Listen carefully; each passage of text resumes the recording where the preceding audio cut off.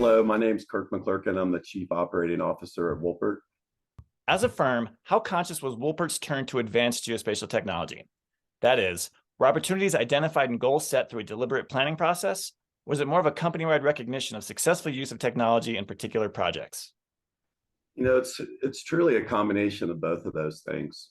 Woolpert's always had a mission to be cutting edge when it comes to technology. So, first of all, we have a long history. We're over 110 years old, been doing geospatial type work since the beginning. And we've really built a culture that flourishes on the best way to use the different technologies. We get a lot of improvements, kind of grassroots improvements from our subject matter experts as they're working on projects. And then I think secondly, we've developed a comprehensive planning process that really looks at our current technologies, new or emerging, evolving technologies, and how that works with our overall technology stack. When we're interested in something new, we have a detailed process to build a business plan around it so we can track the progress, have some milestones, and really understand the return on investment. What year would you say this initiative began? With what particular technology investment? I just mentioned we had a more detailed planning process. That process really changed how we go about technology investments. And probably around 2015, 2016 was when we started that. There wasn't a particular investment. We have a lot of investments every year based on our specific markets and what's happening in the technology world. So it just kicked off then. How did Woolpert identify early tech investments? Did you acquire equipment or solutions and then go after projects where they make a difference, or was it the opposite?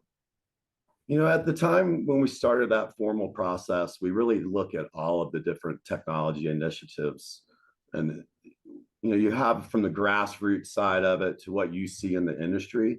And so we have our team, our subject matter experts. It could be the people leading our markets or the subject matter expertise that we have downstream. They bring all that forward and we look at it as a leadership team. And then at that time, we really look at how is it going to help our clients, our staff, our communities, and then we prioritize what's going to be best for us. And then if we prioritize it and it makes the cut for the year, we start that comprehensive planning process from an implementation standpoint. Were there some early successes that let you know that you may be on the right track with this? Successes come in all sizes. I think for me, we had some projects where we really infused to kind of mesh together our airborne, terrestrial, and mobile LiDAR technologies. And when we combine those data sets together, it created a variety of opportunities for solutions in the long run.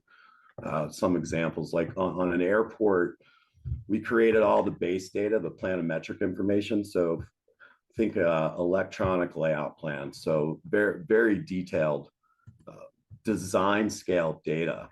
That allowed our architects to use that information to create new structures like hangars. It allowed our planning team to do master planning, right? So they could look at the whole thing.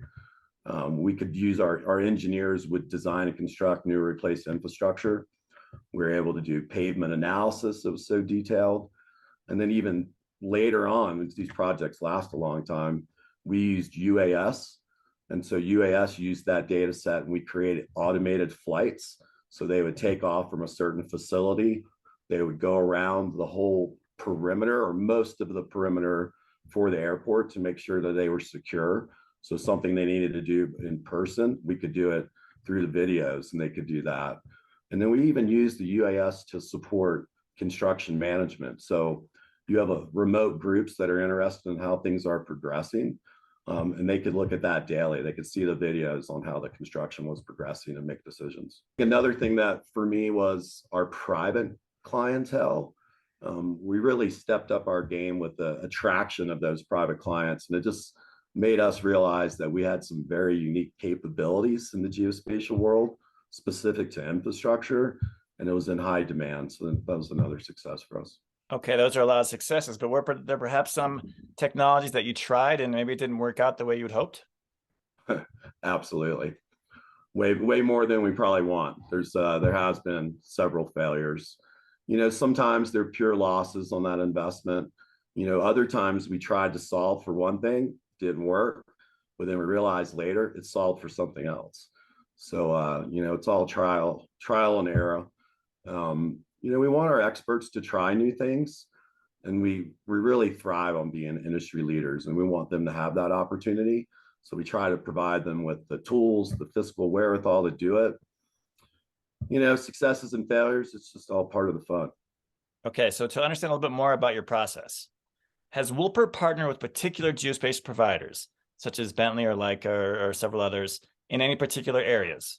Or is it more a matter of identifying the correct solution or expertise, regardless of who the provider was? First of all, we have a lot of great partnerships with a variety of industry leaders. We have Microsoft, ESRI, Google, Trimble, Hexagon, Leica, Bentley, Teledyne, just to name a few. We love working with them. They help us out. We get to look at technology as it's first emerging.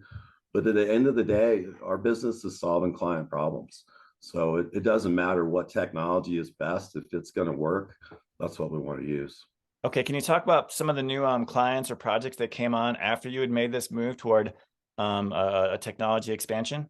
We have a lot of different areas that we work at. I mean, one that stands out was we did a lot of the airborne LiDAR, and then we pivoted to bathymetric LiDAR, and that's really spawned global growth for us. So we have a lot of clients all over the world. On our transportation side, one example where we kind of fused everything together was I live in Denver. And so we have a corridor going up to the mountains called the I-70 Floyd Hill Interstate. We took airborne imagery, mobile mapping, drones, and we meshed all that together by also providing geodetic control to help with SU mapping, right-of-way boundaries, quality control on what they were doing. And I think the driver for our clients was we're really one of the only companies out there that can do all of these things under one roof. So it's very attractive. So we see that expansion with dots across the US. Asset management field, we have some really cool terrestrial scanning, some wearable technology as well. And we put all that together, and we're able to collect a lot of data and extract data in really almost any environment. Energy side, we have some really cool LiDAR capabilities that as people are mapping out power lines, we have an advantage there to provide better data, less ground control, things of that nature. We have some underground utility SU location equipment that's attracted a bunch of clients as well. So there's a plethora of different clients that have come, and it's just been great to see the growth based on these skill sets and the improvements we've made.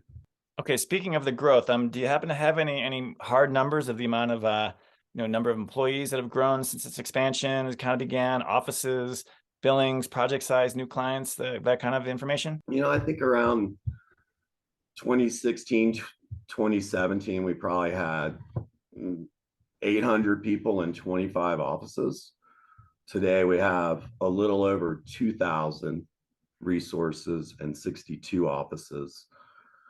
Our sales this year will exceed $500 million, 300+ million in net revenue.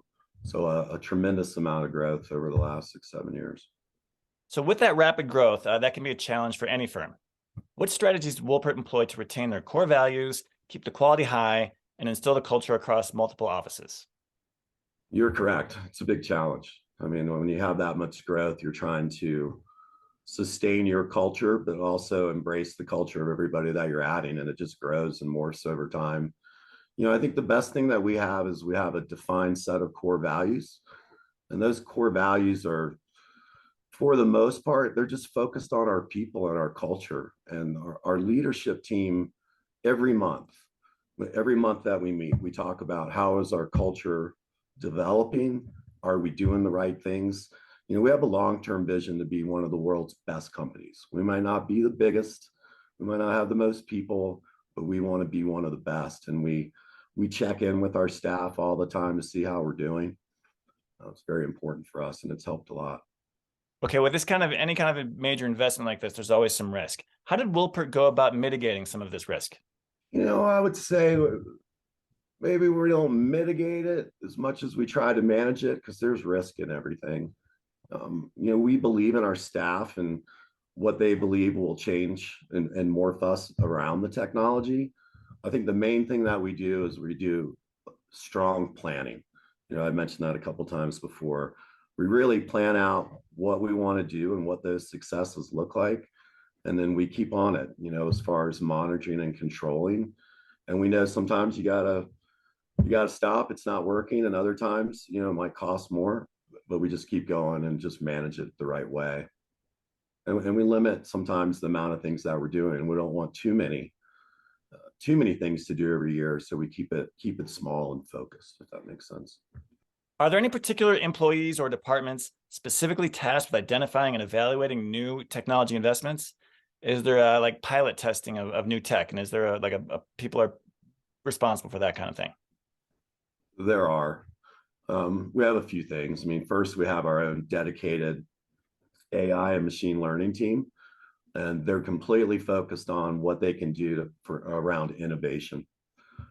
We also have we have a lot of verticals that we're focused on, and so we have groups of subject matter experts, and every year when we go through our planning process, they assess the current technologies that we have, what's working, what's not working, where we need improvements, where technology might be evolving or emerging. This can come from any product, or it could also come from our business partners. With that information, we really kind of start what's the impact to our next year's strategic business plan. What type of tactics do we need to do for those technology enhancements? Another thing that we do is we have an exercise at the firm where everybody evaluates innovation, and it can be any kind of innovation. It could be innovation that helps administration, sales, delivery of products, and we take that information and we review those to see what's most important. There's a ton of pilot testing on everything, and we're doing pilot testing week in and week out because we're always evolving what we're doing, our workflows. Some other things that we do is we have with our strategic business partners, they have certain technologies that come out kind of in the beta side, and we do a lot of testing on their products as well to see how it can help us the best. So I know that you get some of your work through subcontracts. Could you discuss a little bit of how much of the percentages between the subcontracts that you're working on and how much you're the prime contractor? And just give us a little more details on that information. The majority of the time we are prime. Some of the bigger geospatial projects, with the contract vehicles, they do run through some other agencies, which they sub a lot of that work out because they don't have the capabilities, but they're doing a different type of work for them, and it's all rolled into one.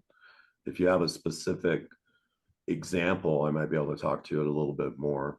If I had to throw out a number, I would say that we're probably prime 65 to 70% of the time, and sub on the others. And those numbers would fluctuate based on our different sectors. We do some work with some big companies, AECom and some others. I'd have to run the math. That's not something I think about on a regular basis. So a lot of what I hear about, you're talking about geospatial technology. How much of that actually is the focus, and how much of it is just technology in general? For us, the way that we define our firm is, AEG, architectural engineering and geospatial. And I guess from an outside perspective, you might think that that's three pillars, right? For us, the geospatial technology is part of pure geospatial, of course, and it's really the catalyst on our infrastructure and work. Almost everything we do from an infrastructure side has a geospatial component, and we like to lead with that. And then, I was mentioning that success earlier on, kind of infusing and meshing together all that data to be able to do architectural work, engineering work. That's really our focus. I mean, we're unique that way, where when we put data together, we put it together for everybody to use, whatever we're doing,